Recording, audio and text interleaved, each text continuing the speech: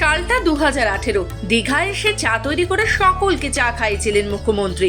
সেই স্মৃতি আগলে এখনো রয়েছে পরিমল বাবু। পূর্ব মেদিনীপুর জেলায় দীঘায় জগন্নাথ মন্দির উদ্বোধনে এসেছেন মুখ্যমন্ত্রী মমতা বন্দ্যোপাধ্যায়। তার স্মৃতি আগলে এখনো রয়েছেন পরিমল বাবু।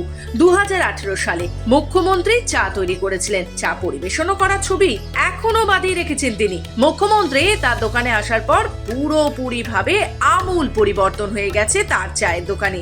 সেই চায়ের দোকানে এখন প্রচুর পরিমাণে ক্রেতা আসেন। দোকানটি অনেকটাই পরিবর্তন হয়ে গেছে। দীঘায় জগন্নাথ মন্দির উদ্বোধনের সাথে সাথে আরো প্রচুর পরিমাণে ক্রেতা দোকানে আসবেন, সাথে সাথে দীঘার আর্থসামাজিক ব্যবস্থা আরো উন্নয়ন ঘটবে, এমনটাই আশা করছেন পরিমল বাবু। এটা আপনার দিদি এসেছিলেন করোনার আগে, ঠিক। তারপরে উনি আসার পরে থেকে আমার দোকানে খুব ব্যবসাও ভালো হয়েছে এবং কাস্টমারও খুব বেড়েছে এবং মানে অনেক দূর দূরান্ত থেকে বাইরে যারা আসছে তারাও দোকানে ঢুকছে এবং দিদি বলছেন খুব ভালো একটা কাজ করেছেন দিদি, এটা যে গরিবদের পাশে আছেন বা জনগণের যে সেবা করছেন, এটা খুব আনন্দের বিষয়। আমাকে শুনে আমারও খুব গর্ববোধ করছে দিদি। আমাদের একটা বাংলার ঐতিহ্য, বাংলার যে মানে আমরা আমাদের খুব আনন্দের বিষয়, আমরা এটা খুব। এদিকে পরিমল বাবু এখনো স্বপ্ন দেখেন মুখ্যমন্ত্রী মমতা বন্দ্যোপাধ্যায় আবারও আসবেন তার দোকানে। একই সাথে পরিমল বাবুর দোকানে চা খেতে আসা লোকজনেরাও ভীষণ খুশি।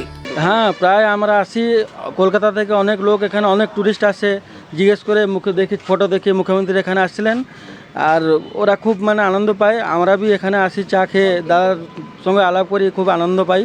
হ্যাঁ, মুখ্যমন্ত্রী যেদিন এসেছিলেন আমি সেদিন ছিলাম এখানে উপস্থিতি। ওনার হাতে আমি চাও বাড়িয়ে দিয়েছি। আমি পাশের একটা স্কুলে শিক্ষকতা করি। যাওয়ার সময় আসার সময় এখানে আমাকে বসেই যেতে হয়, সময়ও কাটাতে হয়। এখানে বাস স্ট্যান্ড। জগন্নাথ মন্দির উদ্বোধন হচ্ছে, এতে কি আরো পর্যটক বাড়বে? হ্যাঁ, পর্যটক বাড়বে। আমি তো ব্যক্তিগতভাবে খুব খুশি। পূর্ব মেদিনীপুর থেকে রাজীব নন্দীর রিপোর্ট, খবর বাংলা।